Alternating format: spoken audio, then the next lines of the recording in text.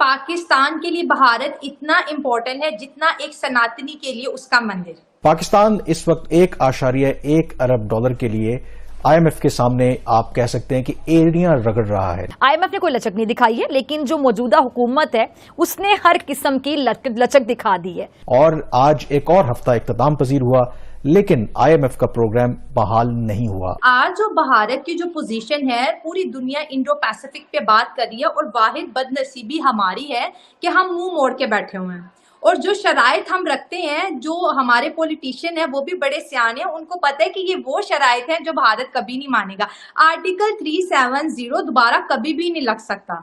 देखो इंडिया कैसे पाकिस्तान का मजाक उड़ा रहा है। इंडिया के चैनल्स उठाकर देखे, वहां पर हमारा कैसे मजाक उड़ाया जा रहा है, हमारे मुल्क का किस तरीके से मजाक उड़ाया जा रहा है। हमारे इमरान खान आप देखें, उनसे अगर पूछा जाए कि आपके नजर में बेस्ट कौन सा है, तो वो कहते हैं मेरी नजर में दो ही शख्सियात एक बेस्ट हैं, एक मोदी जी बेस्ट हैं और एक डॉक्टर जयशंकर। मैं इनकी बहुत ज्यादा तारीफ करता हूँ, मैं इन्हें पसंद करता हूँ। खान साहब को अभी ये नहीं पता कि इंडिया में खान साहब का कितना मजाक उड़ाया जाता है। क्या हुआ, क्या है, क्या हो रहा है जी। और मतलब आपके डॉलर को वो कह रहे हैं कि अब अफगानिस्तान के डॉलर के साथ लिंक कर दिया जाए। मतलब 3,000 अरब रुपए का कर्जा बढ़ गया है पाकिस्तानियों पे। 3,000 अरब रुपए का कर्जा एक दिन में। वहां पे तो बल्कि ये कहते हैं कि खान साहब, इमरान खान हमारे एजेंट है। इंडिया ये कहता है। इसकी वजह ये है कि जो कुछ वो मुल्क के अंदर कर रहे हैं पाकिस्तान के अंदर, तो हमें कुछ और करने की जरूरत नहीं, वो काफी है। जो पाकिस्तानी इंडिया के बारे में जानते हैं वो यही कहते हैं कि इंडिया बहुत बड़ा देश है और हमें डेफिनेटली वहां पर विजिट करना चाहिए। अगर मैं अपनी राय दूं तो मैं भी ये सोचती हूँ कि काश ऐसा कोई सिस्टम हो जाए कि हम उस धरती को देख सकें जहाँ पे हमारे फोर फादर्स कभी रहा करते थे।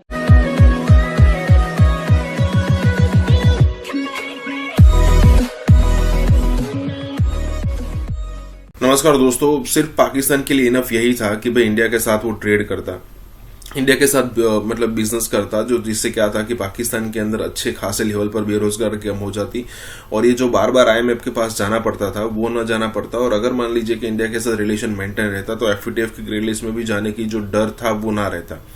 हालांकि अभी भी नहीं गया है पाकिस्तान, लेकिन ये कभी भी जा सकते हैं क्योंकि सदाबहार मेंबर है एफएटीएफ की ग्रे लिस्ट का पाकिस्तान जो है। आज नहीं तो कल वो जाएगा ही जाएगा। देखिए यहाँ पर सिंपल चीज है कि आईएमएफ जो भी कहेगा वो सारी शर्तें मानने के लिए तैयार हो जाते हैं, लेकिन फिर भी यहाँ पर आईएमएफ थोड़ी मजाक करता है कि नहीं देखिए अभी भी हम देखेंगे। अगर मान लीजिए 10 पॉइंट दिए है, 10 से 10 पॉइंट पाकिस्तान ने यहाँ पर क्लियर कर दिए तो कुछ सोचेंगे और उसके बाद 2-4 पॉइंट और ले आएंगे। आईएमएफ को मजा आता है ऐसी चीजों में, पाकिस्तान को रगड़ने में। लेकिन मान लीजिए यही अगर इंडिया के साथ उसकी दोस्ती होती तो ना ही ये इतने पैसे लेने के लिए, क्योंकि 1-2 बिलियन के लिए जा रहे हैं। पिछले दिनों आपको पता होगा कि श्रीलंका को तकरीबन डायरेक्टली इनडायरेक्टली हमने 4 बिलियन की मदद की थी। क्या पाकिस्तान को हम ऐसे जाने देते? मतलब उसकी भी मदद कर देते अगर रिलेशन अच्छे होते तो। लेकिन जब तक ये जिहाद का जो बूथ है नहीं उतरेगा तब तक रिलेशन अच्छे होने वाले हैं नहीं। इसी के साथ ये वीडियो शुरू करते हैं। और हाँ दोस्तों, एक और रिक्वेस्ट है आपसे कि कृपया करके हमें सुपर थैंक्स के माध्यम से मदद करना ना भूलें। पाकिस्तान में यूथ इंडिया को कैसे परसीव करता है, क्योंकि हम लोगों के दिमाग में एक इमेज है 1980s वाली कि हम दोनों तो दुश्मन हैं, और ये इमेज आज भी वैसी बरकरार है। क्या आज भी उसी तरीके की इमेज है, या कुछ इकोनॉमी बेटर होने के साथ या इंडिया की डेवलपमेंट के साथ बेटर इमेज बनी है पाकिस्तानी यूथ में इंडिया की? सर, अच्छा सवाल आपने बहुत अच्छा पूछा है और वाकई ये इंडिया के लिए जानना बहुत ज्यादा जरूरी है कि आज की जो यूथ है वो भारत के बारे में क्या राय रखती है, उनकी क्या सोच है भारत को लेके। देखिए, मैं इसका एक बड़ा ही खूबसूरत एग्जाम्पल देना चाहूंगी कि पाकिस्तान के लिए भारत इतना इम्पोर्टेंट है जितना एक सनातनी के लिए उसका मंदिर। अब आप सोचेंगे कि ये कैसे? जैसे हमारा एक बिलीव होता है, जैसे कोई मंदिर जाता है तो वो कहते हैं कि अगर मैं मंदिर में जाऊंगा तो मेरे सारे पाप वहां पे क्या हो जाएंगे, धुल जाएंगे। ठीक है, ये एक कॉन्सेप्ट होता है। जैसे हम मस्जिद जाते हैं, तो सिमिलरली पाकिस्तान की यूथ का ये एक कॉन्सेप्ट है कि अगर हम इंडिया की तरफ जाते हैं तो इंडिया हमें बचाएगा। राइट, बचाएगा मीन्स जैसे कि आपको पता है इतना ज्यादा यहाँ पर इन्फ्लेशन आ चुका है, बंदा 2 वक्त की रोटी खाने से मजबूर है। और वही चीजें इंडिया से हम जो अभी आ रही हैं, हमारी वेजिटेबल वगैरह दुबई के रास्ते आ रही हैं, तो आपको पता है वो चीज कॉस्टली पड़ जाती है, इम्पोर्टेड चीज। तो अब जो हम यूथ है, हम यही अपनी गवर्नमेंट से डिमांड कर रहे हैं कि जनाब आपकी सियासत अपनी जगह पर, इमरान खान ने ट्रेड बंद की, वो तो जा चुके हैं, ठीक है। और जो अभी करंट है पीएम शहबाज शरीफ, वो भी अपनी सियासी कुर्सी बचाने के चक्करों में लगे हुए हैं। लेकिन हमारी डिमांड यही है कि हमें इंडिया के साथ जो है ना ट्रेड को कंटिन्यू करना है, अगर हमें पाकिस्तान में गरीब को बचाना है। अदरवाइज यहाँ पर तो बहुत जुल्म वाली हालात है। राइट, मतलब पाकिस्तानी यूथ कुछ ऐसा देखता है कि जिस चीज की हमें कमी पड़ती है वो हम इंडिया से ले सकते हैं, हमें कोई प्रॉब्लम नहीं है। सर, जब से इंडिया ने डेवलपमेंट स्टार्ट की है और जितना इंडिया ने तरक्की कर ली है ना, जो कोई 2-3 सफ़े पढ़ता है डेली के हिस्ट्री के बारे में या फिर वो दुनिया के साथ इन टच है, वो कभी भी नहीं कहेगा कि मैं भारत के साथ मुकाबला करूंगा। वो कहते हैं हम उनको फेस ही नहीं कर सकते। अब जैसे एक दौड़ थी, भारत ने हमारे साथ 4 जंगें भी लड़ी हैं, ठीक है। अब वो उस बहस में हम नहीं पढ़ते शुरुआत कहाँ से हुई और इसकी वजह क्या थी। लेकिन आज जो भारत की जो पोजीशन है, पूरी दुनिया इंडो पैसिफिक पे बात कर रही है और वाहिद बदनसीबी हमारी है कि हम मुंह मोड़ के बैठे हुए हैं। और जो शराइत हम रखते हैं, जो हमारे पॉलिटिशियन है वो भी बड़े सियाने हैं, उनको पता है कि ये वो शराइत है जो भारत कभी नहीं मानेगा। आर्टिकल 370 दोबारा कभी भी नहीं लग सकता।